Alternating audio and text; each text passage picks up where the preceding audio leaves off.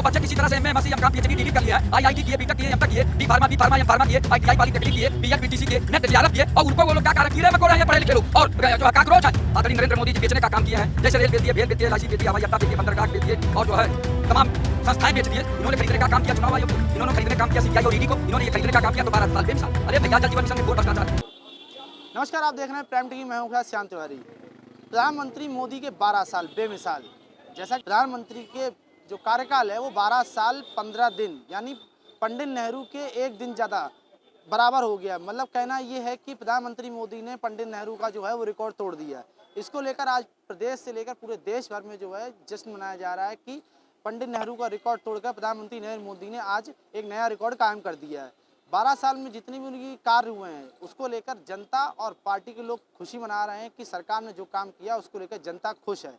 आइए हम कुछ लोगों से यहाँ बात करेंगे कि 12 साल सरकार के जो बेमिसाल कह रही है उसको लेकर लोगों की क्या राय है, और जो 12 साल में कई योजनाएं, चाहे वो उज्ज्वला हो, पीएम किसान योजना हो या 370 हो, या कई ऐसी योजनाएं और कानून जो बनाए गए हैं जीएसटी लेकर, उनको लेकर लोगों की क्या राय है, हम लोगों से बात करते हैं। सर, आज प्रधानमंत्री मोदी के 12 साल पूरे हुए हैं, 12 साल 15 दिन, मतलब पंडित नेहरू का उन्होंने रिकॉर्ड तोड़ दिया है प्रधानमंत्री के पद और कार्यकाल में। कई योजनाएं लागू की, कई नए नियम कानून बनाए हैं, उसको लेकर आपका क्या कहना है? भारतीय जनता पार्टी की सरकार में आदरणीय नरेंद्र मोदी जी प्रधानमंत्री हैं और आप कह रहे हैं कि पंडित नेहरू का भी रिकॉर्ड तोड़ दिए हैं। 12 साल बेमिसाल। किस मामले में 12 साल में मिसाल? पंडित नेहरू के ज़माने से जो अब तक के सारे प्रधानमंत्री बनाए हैं उसको आदरणीय नरेंद्र मोदी जी बेचने का काम किए हैं। जैसे रेल बेच दिए, भेल बेच दिए, एलआईसी बेच दिए, हवाई अड्डा बेच दिए, बंदरगाह बेच दिए, और जो है तमाम संस्थाएं बेच दिए, सरकारी संस्थाएं जितनी उनको बेच दिए। यही 12 साल बेमिसाल। हाँ, खरीदे क्या है ये? इन्होंने खरीदने का काम किया चुनाव आयोग को, इन्होंने खरीदने का काम किया सीबीआई और ईडी को, इन्होंने ये खरीदने का काम किया तो 12 साल बेमिसाल। अरे भैया, जल जीवन मिशन में घोर भ्रष्टाचार है। धरातल पे जो हर जगह भ्रष्टाचार हो रहा है। रोज महंगाई बढ़ रही है। एलपीजी गैस सिलेंडर देख लीजिए, रोज महंगा हो रहा। गैस, डीजल, पेट्रोल रोज महंगा हो रहा है। 12 साल बेमिसाल। जनता जो है गरीबी, बेबसी, लाचारी में जी रही है। 12 साल बेमिसाल। जब पंडित नेहरू 1947 में देश आज़ाद हुआ था तब अपने देश में सुई तक नहीं बनती थी। उन्होंने इसरो बनाया, उन्होंने भाखड़ा नंगल बांध बनाया, उन्होंने तमाम नहरों का जो है जाल बिछाया, तमाम सड़कें बनवाई, और तमाम जो है और योजनाएं चलाई उन्होंने। आज जो है वो सारी योजनाएं लगभग बंद कर दी गई हैं और बेच दी गई हैं। तो 12 साल बेमिसाल तो है। लेकिन उनका तो ये कहना है कि जब कांग्रेस सरकार थी तो जो है देश गरीबी की कगार पर आ गया था, भुखमरी से मर रहा था, और कई आरोप लगाए हैं कि सरकार जब थी तो बहुत लोग परेशान थे, अब लोग खुश हैं। हाँ, सही कह रहे हैं। 1947 के बाद जब देश आज़ाद हुआ था तो गरीबी, बेबसी, लाचारी में थी, लेकिन धीरे धीरे धीरे धीरे विकास हुआ। यहाँ तक कि पूर्व प्रधानमंत्री स्वर्गीय लाल बहादुर शास्त्री जी को यहाँ तक कहना पड़ा कि एक दिन उपवास रहिए हफ्ते में।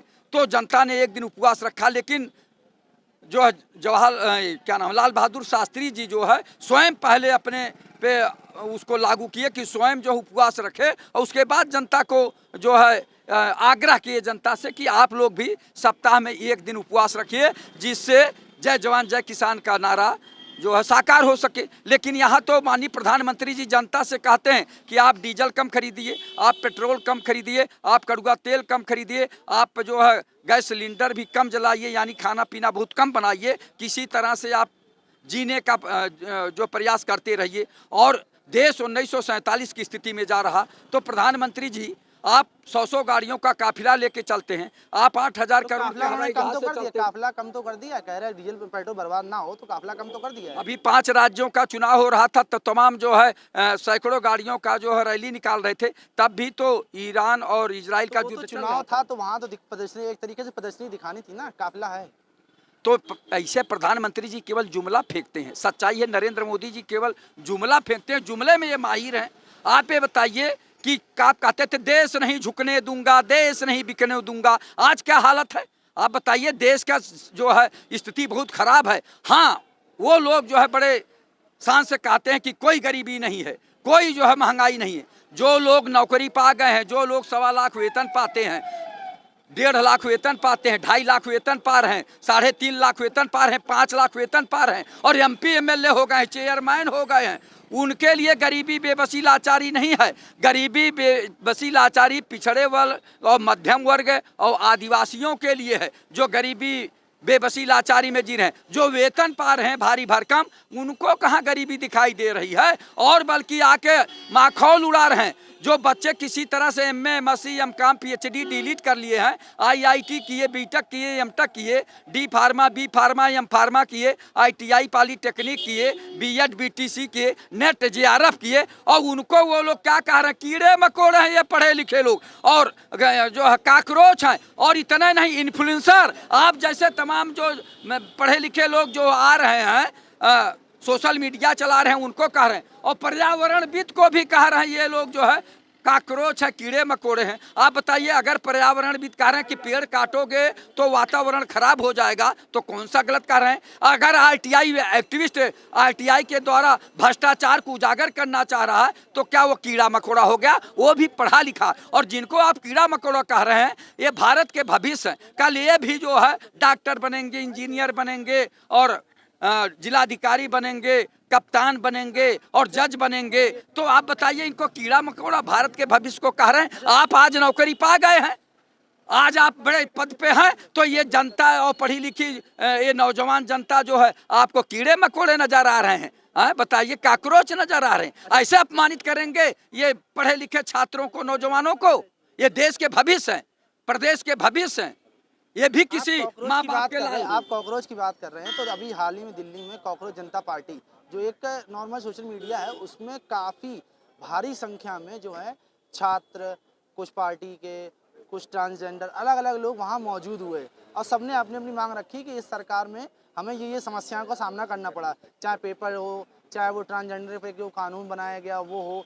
कई ऐसी मुद्दे हैं, महंगाई, हर तरह के जो है बात की गई। अभी कुछ दिन परसों जो है इंडिया गठबंधन में बैठे हुए, उसमें भी कई मुद्दों बात की गई। तो फिर कैसे जो 12 साल बेमिसाल हुए? अब यही तो सोचने वाली बात है। कुछ अंधभक्त हैं, कहेंगे कि भारतीय जनता पार्टी सबका साथ, सबका विकास, सबका विश्वास। अरे भैया, भारतीय जनता पार्टी जो है सबका साथ, और भारतीय जनता पार्टी अपना विश्वास कर रही। आप ये बताइए, जितने लोग थे, जो छात्र गए थे, वो तो यही कह रहे थे नीट परीक्षा भारत की सबसे बड़ी परीक्षा होती है, और नीट परीक्षा कैसे लीक हुई, कैसे आउट हुआ पेपर, कौन जिम्मेदार है? और छात्रों ने बताया सरकार तो उसको दबा रही थी। आप ये बताइए, तो उसकी जिम्मेदारी आदरणीय धर्मेंद्र प्रधान जी को लेना चाहिए, और जो नेशनल टेस्ट एजेंसी है उसकी जिम्मेदारी लेना चाहिए, तो उसको बर्खास्त करना चाहिए। उसको नहीं बर्खास्त करें, छुट भइयों को बर्खास्त करेंगे, जेल भेजेंगे। आप बताइए, जो जिम्मेदार है उसको क्यों नहीं? CBSE का पेपर देख लीजिए क्या हालत है, CBSE का, GD का परीक्षा, RO ARO की परीक्षा, सब परीक्षाएं तो लीक हो रही, आउट हो रहा। कौन करवा? ये सरकार जानबूझकर परीक्षाएं आउट कराती है। जबकि प्रधानमंत्री जी जब आए थे, नरेंद्र मोदी, वो कह रहे थे निष्पक्ष पारदर्शी परीक्षाएं कराएंगे। तो कहाँ हो रहा है? आप बताइए, रोज पर्चा लीक हो रहा, आउट हो रहा, कौन जिम्मेदार है? रोज हत्याएं हो रही, रोज बलात्कार हो रहा, रोज भ्रष्टाचार हो रहा, जल जीवन मिशन में घोर भ्रष्टाचार हुआ, तो कौन जिम्मेदार है? माननीय मुख्यमंत्री योगी आदित्यनाथ जी बताएं, प्रधानमंत्री आदरणीय नरेंद्र मोदी जी इसका जवाब दें। इसी में 12 साल बेमिसाल है, यही 12 साल में मिसाल है। जो बच्चों की बात कर रहे हैं, वो जो जनजी की बात कर रहे हैं, या आप काकरोच जनता पार्टी नाम दे रहे हैं, मैं उसको कुछ नहीं समझता। मैं केवल मानता हूं, मेरे दिल में एक बात है कि वो आग्रह करने बच्चे आए थे कि आदरणीय प्रधानमंत्री जी, आदरणीय शिक्षा मंत्री जी, नीट की परीक्षा क्यों आउट हो रही है, कई बार क्यों पर्चा लीक हुआ, कौन जिम्मेदार है? क्यों नहीं इस पे रोक लगा पा रहे हैं? अब तो रामराज की सरकार है, अमृत काल चल रहा, तो ये कैसे परीक्षाएं लीक हो रही, कौन करवा रहा, कौन जिम्मेदार है? उसके बाद भी नहीं सुन रहे हैं। उन्होंने तो कहा कि जो जिम्मेदार है कम से कम इस्तीफा दे नैतिकता के आधार पे। अब नैतिकता भी नहीं अपनाएंगे, नैतिकता को भी दरकिनार रख दिए हैं। नैतिकता को ये लोग रौंद रहे हैं, भारतीय जनता पार्टी वाले। मैं लाल बहादुर शास्त्री जी का बार बार नाम लेना चाहूंगा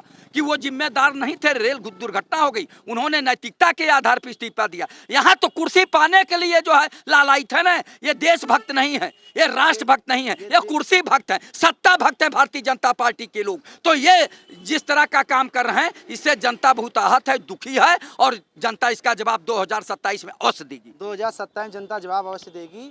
जनता बीजेपी सरकार से आहत है।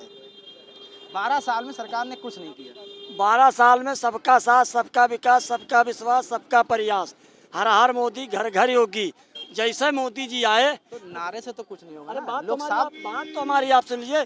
जैसे मोदी जी आए, जिन मुसलमानों को समाजवादी कांग्रेस ने पत्थरबाज बना के दरी बिछवाने का काम किया, तो प्रधानमंत्री जी ने 3 नारा दिया था कि एक हाथ में लैपटॉप, एक हाथ में कुरान, एक हाथ में दीनी तालीम, एक हाथ में दुनियावी तालीम, एक हाथ में कलम, एक हाथ में कापी, किसको बड़ा माना जाए। नंबर 1। नंबर 2, अगर भारतीय जनता पार्टी ने जो आज जहाँ पर बैलगाड़ी नहीं जा पा रहा, वहाँ देखिए सड़कों का जाल बिछ गया, शौचालय, आवास, कॉलोनी। लेकिन गाँवों में तो अभी भी कई जगह, कई गांव ऐसे हैं, लखनऊ के बाहर आप देख लें कई जगह रोड टूटी हैं, देखिए जो जिसने ये नालियां भी नहीं बनी आप है, मेरी रोड बात तो को अलग सुन- बात है। आप मेरी बात को सुन लीजिए, ये सब सरकार की ही जिम्मेदारी नहीं। अगर हमारे गांव की कोई एप्लीकेशन, कोई रास्ता बिगड़ी है, तो सरकार को लिखित में हम एप्लीकेशन दें, इतना होना चाहिए। हमारे यहाँ सड़क 2012 में ये नहीं पता था सड़क में गड्ढा की गड्ढे में सड़क, और जैसा हम दिल्ली गए थे, माननीय प्रधानमंत्री जी को एप्लीकेशन दिया है, 7 किलोमीटर सड़क बिल्कुल दूध भात बिखरा दो। आपने बात अभी करी है कि 2012 से पहले सड़क में गड्ढा है, गड्ढे में सड़क है, आपने उदाहरण दिया। अभी कुछ दिन पहले जो ग्रीन कॉरिडोर बना उसमें तो गड्ढा हो गया था। तो गड्ढा हो गया था, वो सरकार तक अब तो फोटो खींच के भेजो, एप्लीकेशन भेजो, तत्काल प्रभाव उस पर हर कार्रवाई हो रही।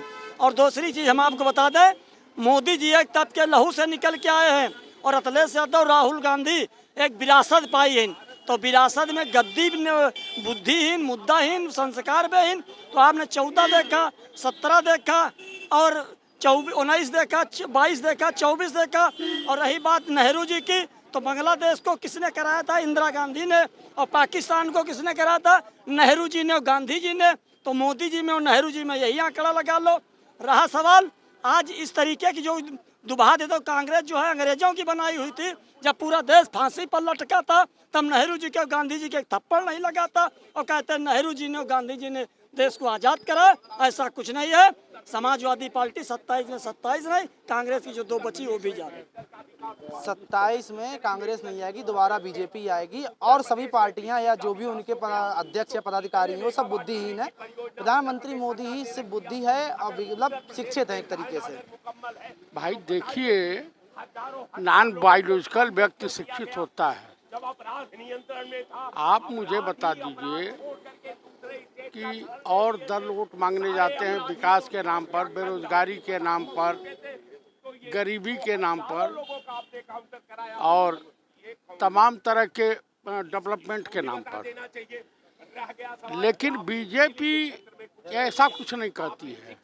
उसका एक ही आकलन है, एक ही कहना है कि तुम बटन कोई भी दबाओ, वोट तो कमल के फूल पे ही अपने आप पे चला जाएगा।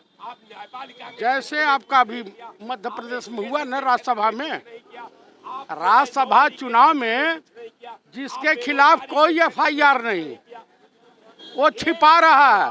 आज जिसके खिलाफ झारखंड में तमाम तरह के आरोप, वो उसको दे दिया जा रहा है कि जवाब देने का समय आपको दिया जाता है। तो मेरे कहने का मतलब है कि इतना बड़ा प्रकांड विद्वान, और जो जिसके पिताजी 1942-43 में मर गए, और वो व्यक्ति 1950 17 जून 1950 को पैदा होता है बिना पिता के, तो विद्वान होगा ही होगा। मेरे कहने का अभिप्राय यह है कि नीट का पेपर जो आउट हुआ, CBSE का पेपर लीक हुआ, देश में तमाम तरह के भ्रष्टाचार हैं, पुलवामा अटैक हुआ, पहलगाम हुआ। अटैक जो हुआ है, बात आपने पुलवामा अटैक की 370 हटा तो दी कि जम्मू कश्मीर से, अब तो सुरक्षित है देश। इतना सुरक्षित पुलवामा अटैक क्यों हुआ? पहलगाम अटैक क्यों हुआ? उरी पठानकोट क्यों हुआ? उसके बाद जो है दिल्ली बम ब्लास्ट क्यों हुआ? दिल्ली बम ब्लास्ट तो बाद में हुआ, और उरी और पहलगाम तो पहले हुए थे ना, 370 हटने से पहले। किसने कह दिया आपको? आप धरती पर रहते हैं कि आसमान पे? अभी अंजना मोदी के तरह से जो है मोजरा सुनाने के लिए पब्लिक को बैठे हैं क्या? आप मुझे बताइए, नीट का पेपर नहीं आउट हुआ, ये सबके लिए कांग्रेस जिम्मेदार है? आप मुझे बता दीजिए क्या डेवलपमेंट हुआ है? कुछ हुआ है? कह रहे बहुत विकास किया, एक्सप्रेसवे बनाए, हाईवे बनाए हैं, और स्वास्थ्य दिया है, कई योजनाएं हैं, PM उज्ज्वला योजना, किसान योजना, और भी कई डिजिटल मेक इन इंडिया, आत्मनिर्भर भारत, कई योजनाएं बनाई, कई अभियान चलाए हैं। इतना डेवलप हो गया भारत कि मणिपुर इसी से ही देश का हिस्सा है कि अमेरिका या पाकिस्तान का हिस्सा है। जिस देश में महिलाएं नंगी घुमाई जा रही हों, जिस देश में हर जगह जल रहा हो, उस देश का ईश्वर ही मालिक है। तो मेरे कहने का अभिप्राय है कि देखिए, इस सबके लिए पंडित नेहरू जिम्मेदार है, इनकी कोई जिम्मेदारी नहीं होती है, क्योंकि ये नॉन बायोलॉजिकल है। और इनसे बेहतरीन पीएम को इतना पढ़े लिखे हैं कि इनकी कल्पना नहीं की जा सकती। अंग्रेजी में फर्राटेदार बोलते हैं। कम से कम 2000 प्रेस कॉन्फ्रेंस किया है, नॉर्वे में पत्रकारों का विधिवत जवाब दिया है, इटली में गए तो वहाँ की पीएम को मोडलोनी कौन है, मेलोडी टॉफी खिला रहे थे। इतने बड़े विद्वान हैं, इनको कोई हौंक के चला जाता है। डोनाल्ड ट्रंप हवा इनको डेली बेइज्जत कर रहा है। लेकिन क्या है कि इन लोगों की कहानी है कि 100 जूता खाओ, तमाशा घुस के देखो, कुछ नहीं। भारत के प्रधानमंत्री के पद को कलंकित करने वाला व्यक्ति इससे बेहतरीन है, इतना बड़ा बेमिसाल इंसान नहीं मिलेगा। और इंसानियत के नाम पर ये बदनुमा धब्बे हैं। हरेन पंड्या की हत्या इन्हीं के मुख्यमंत्री काल में हुई थी, गृह मंत्री थे ना।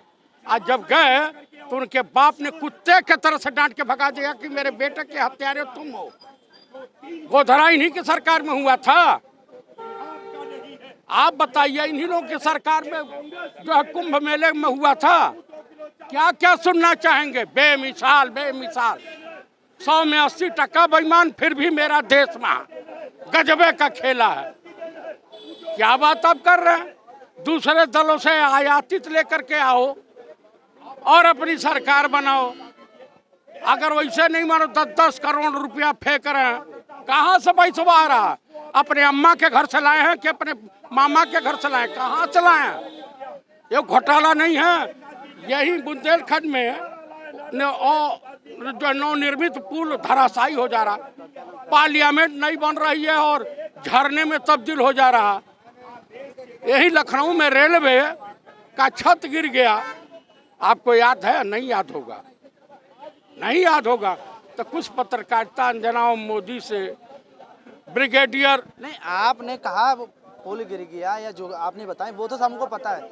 मेरा सवाल ये था कि लोग, जो भाजपा के लोग, जैसे आपने सुबह से खबरें देख ही रहे होंगे, मंदिरों में पूजा हो रही, पंकज चौधरी हनुमान सेतु गए थे, नीरज भी जो है वहाँ का वो मनकामेश्वर गए थे, अलग अलग राज्यों में और शहरों में पूजा पाठ कर रहे हैं, कह रहे 12 साल में सरकार ने बहुत काम किया है। आप बताइए, इनको वोट किस लिए लोग दें? किसान पीड़ित, महिलाएं पीड़ित, छात्र पीड़ित, युवा पीड़ित, महंगाई बेमिसाल, फिर भी 12 साल बेमिसाल।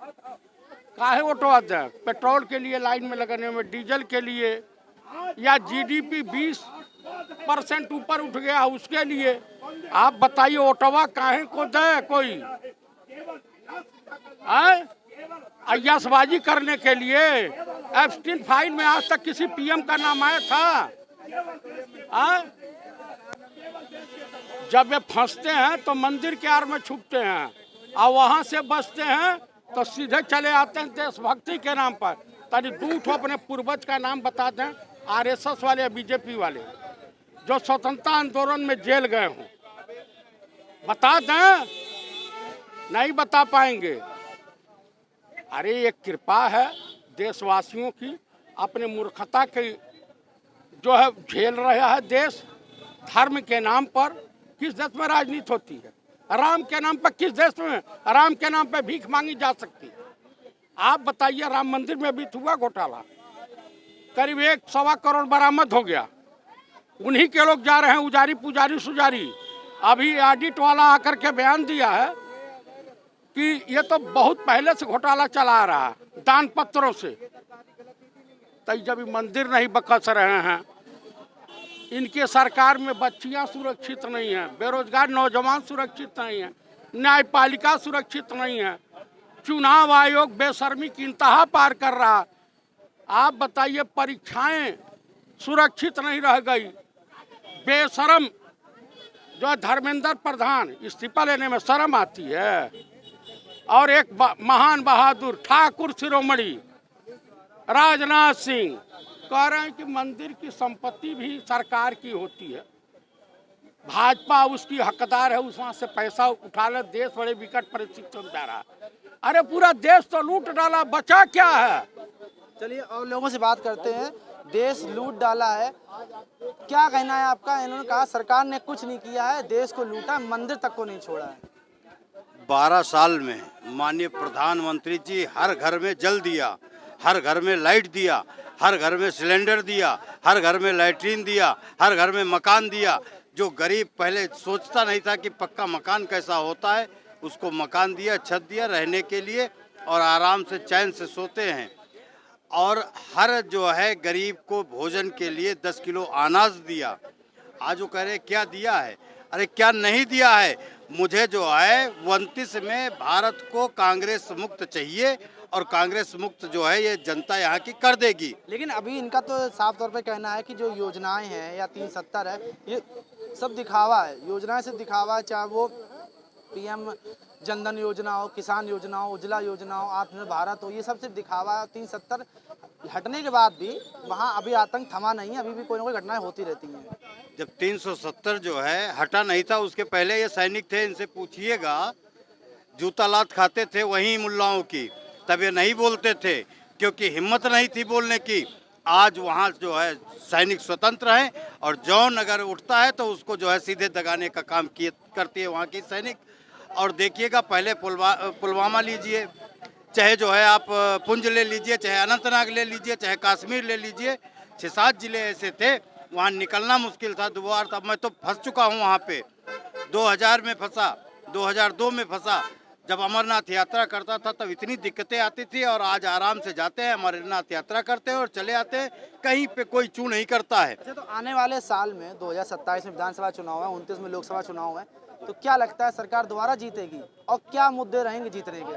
29 में चौथी बार प्रधानमंत्री नरेंद्र मोदी जी बनेंगे, और आप जो है अभी चुनाव हमारे 27 में है, 27 में तीसरी बार माननीय मुख्यमंत्री बाबा योगीनाथ जी बनेंगे, क्योंकि कहीं पे कोई दिक्कत नहीं है। और जनता मुद्दे क्या होंगे? यहाँ तो अभी उन्होंने कहा हिंदू मुस्लिम, जब कुछ नहीं मिलेगा तो हिंदू मुस्लिम करेंगे। अच्छा, हिंदू मुस्लिम करता कौन था? हिंदू मुस्लिम तो लगातार कांग्रेस करती आई, लगातार सपा करती आई। हमारी पार्टी कभी हिंदू मुस्लिम नहीं करती है, राष्ट्रहित की पार्टी है, राष्ट्रहित का काम करती है। आज चाहे गरीब हो चाहे अमीर हो, सब जो है अमन चैन की नींद सो रहा है। सबसे ज़्यादा मुस्लिम मुझे वोट दे रहा है। और मुद्दे की बात रह गई तो आप जो है सर्वे करा लीजिएगा, जितने अब्दुल्ला हैं उनकी जो है बीवियाँ हमको वोट देंगी, क्योंकि 3 तलाक से परेशान थी। आज कोई परेशान नहीं है, आराम से चैन से रोजगार कर रहे हैं। पढ़े लिखे मुस्लिम भी मेरे साथ है। आज 27 IAS मुस्लिम बने तो जो है वो देन है। पहले पत्थरबाज बनते थे, आज जो है पढ़ लिख करके जो है IAS PCS बनने का काम कर रहे हैं, और वो विधिवत जो है उस पर चल रहे हैं। और इनका जो है मुहिम आज भी है कि गुंडाई हो, पत्थरबाजी हो, ये सब हो, ये नहीं होने वाला है। अब ये भारतीय जनता पार्टी की सरकार है। ये भारतीय जनता पार्टी की सरकार है। 3 तलाक से मुस्लिम समाज खुश है, खासकर महिलाएं खुश हैं। पढ़े लिखे हों चाहे महिलाएं, कोई भी हो, सब सरकार को वोट देंगे। 27 में बनेगी, 29 में भी, और आने वाले समय में भी बनेगी। देखिए, ऐसा है, 3 तलाक तो गलत था। क्यों? 3 तलाक से महिलाएं दुखी थीं, उत्पीड़न हो रहा था, प्रताड़ित की जा रही थी। इसको समाप्त किया जाए। लेकिन जहाँ तक दूसरा मुद्दा आपका था, क्या था? दूसरा मुद्दा ये था कि वोट देना, मतलब पहले शिक्षित नहीं थे, आज 27 IAS बने, शिक्षित भी हैं। पहले पत्थरबाज बनते थे, आज शिक्षित है, नौकरी कर रहे हैं। ऐसा है, देखिए, योगी की सरकार फिर बनेगी, क्योंकि योगी न्यायपूर्ण तरीके से काम करता है, और करने के साथ साथ इनके यहाँ कुछ भ्रष्ट हैं IAS और मंत्री, लेकिन मेन चीज़ यह है कि उनको भी वो सही कर देगा। ठीक है, तो उसका योगी की सरकार बन जाएगी। लेकिन जहाँ तक मोदी के सरकार की बात है, मोदी जी को मोहन भागवत से लेके बीजेपी से लेके सभी लोग कह रहे हैं कि ऐसा है 75 की उम्र में हो गए हैं। हर आदमी की एक उम्र होती है, समय होता है, उसके बाद फिर समय साथ छोड़ देता है। आपके पिताजी जैसे बीजेपी की सरकार बनेगी, लेकिन ये है नेतृत्व परिवर्तन के बाद जो माननीय मोदी जी और बीजेपी चाह रहा है कि 75 के हो गए हैं, अब यह संन्यास ले लें, और किसी अन्य बीजेपी नेता को जो देश हित जनहित में अच्छा काम कर रहा हो, उसको प्रधानमंत्री बना दिया जाए। यही विचार पूरे बीजेपी का चल रहा आपके है। हिसाब से और अगर ये नहीं हटे, विपक्ष आरोप लगा रहा है कि जब कुछ नहीं मिलता है, जब उनके कमियां जैसे नीट घोटाला है, पेपर हुआ, सीबीएसई का हुआ, यूपी पुलिस का हुआ था, जब घोटाले हो जाते हैं सरकार बचने के लिए हिंदू मुस्लिम शुरू कर देती है। ऐसा देखिए जो घोटाला हो जाता है उस पर कार्रवाई सरकार को करनी चाहिए, और चाहे सरकार में प्रधानमंत्री घोटाला कर रहे हैं तो उन पर भी कार्रवाई होनी चाहिए, क्योंकि न्याय प्रक्रिया आपकी यही बताती है कि सब पर कार्रवाई होनी चाहिए। तो जो गलत कर रहा है उस पर कार्रवाई होनी चाहिए। तो ऐसे में माननीय मोदी जी जहाँ जहाँ फंस रहे हैं उन पर भी कार्रवाई होनी चाहिए, और कोई भी विपक्ष का फंस रहा उस पर भी कार्रवाई होनी चाहिए। कार्रवाई हर सरकारों में हुई है, जनता ने आवाज़ उठाई है और कार्रवाई हुई है। नटवर सिंह विदेश मंत्री थे, उन पर एक बार ब्लेम लगा, सोनिया गांधी ने उनका इस्तीफा ले लिया। एस जयशंकर कई गलतियां कर चुका है, लेकिन इसका इस्तीफा मोदी जी नहीं लेते। तो ये क्या चल रहा है? न्यायपालिका न्याय प्रक्रिया में आप हो, संसद एक न्यायपालिका है जो न्याय करने के लिए बनी है, जनता के साथ जनता ने बनाई है, ना कि उसमें कोई राजतंत्र चल रहा है। ऐसे में चाहे प्रधानमंत्री हो, चाहे देश की जनता हो, कोई भी जो अन्याय कर रहा है, भ्रष्टाचार कर रहा है या अपराधों में या अवैध संबंधों में लिप्त पाया जा रहा है, उसके खिलाफ सख्त से सख्त कार्रवाई होनी चाहिए। और अगर नहीं होगा तो अंतिम सुन लीजिए, नेपाल में यही दशा थी जो भारत की दशा है, और नेपाल में लोकतंत्र खत्म हो चुका था। आपने देखा ही था, हर पार्टी के प्रधानमंत्री राष्ट्रपति को लोगों ने गिरा मारा। आज भी प्रधानमंत्री वहाँ के जेल में हैं। तो ऐसी स्थिति ना लाएं कि जब आप न्याय नहीं करेंगे तो जनता में आक्रोश बढ़ेगा, और जब जनता में आक्रोश बढ़ेगा तो आपकी सत्ता समस्त जनता पलट देगी और कोई भी पार्टी नहीं बचेगी, क्योंकि सब मिलकर यही काम करते हैं। तो ऐसे में जो भविष्य दिख रहा है नेपाल की तरह से दिख रहा है, और अगर नेपाल की तरह से यहाँ होता है तो यह मान के चलिए यह देश का सबसे बड़ा दुर्भाग्य होगा। और लोकतंत्र की आड़ में जो राजतंत्र ये लोग चला रहे हैं, हकीकत में राजतंत्र आएगा, और इनका लोकतंत्र जो दिखाई दे रहा है, चारों तरफ भ्रष्टाचार फैलाए हुए हैं, वो सारी पार्टियों का खत्म हो जाएगा। अच्छा, आपके हिसाब से 12 साल जो बेमिसाल का नारा है, क्या लगता है क्या क्या ऐसा हुआ जनता के हित में हुआ है? विपक्ष तो कह रहा है कुछ भी नहीं हुआ है, 12 साल से भी नारा बना लिया है। देखिए, विपक्ष भी वही काम करता था, पक्ष भी वही काम करते हैं, लेकिन ये है आपका टैक्स जमा होता है, टैक्स जमा का होता है, जब उसको खर्च करेगा कोई मंत्री तभी तो उसमें कमीशन पाएगा, तभी तो उसमें कमा पाएगा। तो ऐसे में जो पैसा आपने जमा किया टैक्स के रूप में, उसका विकास अगर नहीं दिखाएंगे तो अपने गुल्लक में कैसे भर पाएंगे? तो ऐसे में बड़ी बड़ी कंपनियों को टेंडर दे दिया जाता है, वो दे दिया जाता है, टेंडर देने के बदौलत वो कमीशन देते हैं, कमीशन देने के बाद फिर इनके हाथ में पैसा आ जाता है। तो कहने का मतलब ये विकास ये नहीं कर रहे हैं, जनता स्वयं अपने पैसे से प्रधानमंत्री से विकास करवा रही है। और अगर प्रधानमंत्री समझते हैं कि हम विकास कर रहे हैं तो इनकी सबसे बड़ी भूल है। जनता के पैसे से जनता विकास इनको बैठाकर इनके द्वारा करवा रही है, एक नेतृत्व के द्वारा करवा रही है। और अगर नेतृत्व यह समझता है कि मैं जनता को दे रहा हूं तो उसकी सबसे बड़ी भूल है। यही भूल के कारण नेपाल के प्रधानमंत्री और अन्य पार्टियों के प्रधानमंत्री गिरा के मारे गए थे। हमें तो डर लगता है कि नेपाल की तरह से भारत की स्थिति भी ये नेता लाना दें, नहीं तो भारत की दशा दुर्दशा क्या होगी ये आप भी जानते हैं। भारत की दशा दुर्दशा क्या होगी ये हम भी जानते हैं, लेकिन जिस तरीके के लोगों से बात की, जो सरकार के 12 साल बेमिसाल, जो आज हर तरफ लोग भाजपा कार्यकर्ता और जो जनता है जो भाजपा से प्रसन्न है वो खुशियां मना रही है, वो साफ तौर पर लोगों का कहना है कि सरकार के 12 साल बेमिसाल रहे। लेकिन वहीं दूसरी ओर विपक्ष भी लगातार जो है आरोप प्रत्यारोप खेल रहा है, कह रहा 12 साल में कुछ भी नहीं हुआ सिवाय दिखावे के। जब सरकार फंसती है किसी घोटाले में या किसी जैसे पेपर लीक नीट हो या कोई भी हो, जब सरकार फंसती है तो हिंदू मुस्लिम वो करने लगती है। तो सबकी अपनी अपनी राय है, हमने सबसे बात की थी, आगे देखते हैं आने वाले समय में क्या होगा। कैमरा पर्सन ओसामा के साथ मैं श्याम तिवारी, प्राइम टीवी, लखनऊ।